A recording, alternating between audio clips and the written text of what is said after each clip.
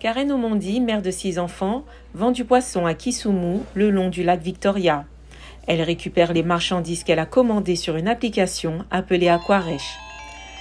Celle-là lui permet d'éviter tout contact avec des pêcheurs qui peuvent exiger des relations sexuelles en échange de poissons.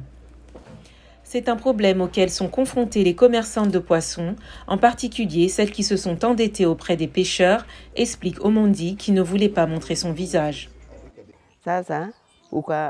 Vous accumulez beaucoup de dettes et il est difficile de les rembourser. Donc vous continuez à dire que vous payez plus tard, mais vous finissez par rembourser la dette en ayant des relations sexuelles, jaboya, avec le pêcheur. Jaboya signifie client et cette pratique sévit sur les rives du lac Victoria. Les militantes affirment que le problème est en partie dû à la pauvreté et à la diminution des stocks de poissons causés par la surpêche. Quelques 30% des femmes commerçantes de poissons sont impliquées dans le jaboya, selon des responsables de l'Institut de recherche marine et halieutique du Kenya.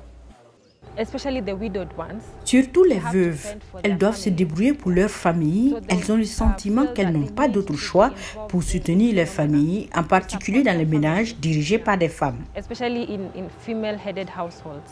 La pêche en cage augmentant l'offre de poissons à vendre, les incidents d'exploitation sexuelle ont diminué au cours des 10 dernières années, selon l'Institut de recherche. Les responsables prédisent également que l'application Aquaresh fera encore baisser les chiffres.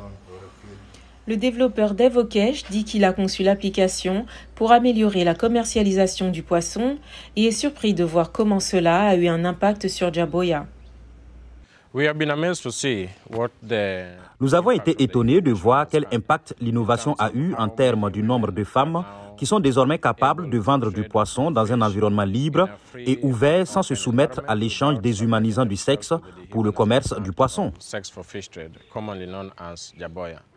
Lancé pendant la pandémie de Covid, Aquaresh affirme qu'environ 150 poissonnières à Kisumu utilisent l'application.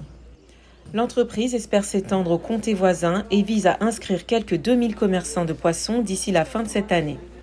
Quant à Karen Omondi, elle a installé une poissonnerie dans son village. Elle confie qu'elle est soulagée de pouvoir vendre son poisson sans craindre d'être exploitée sexuellement.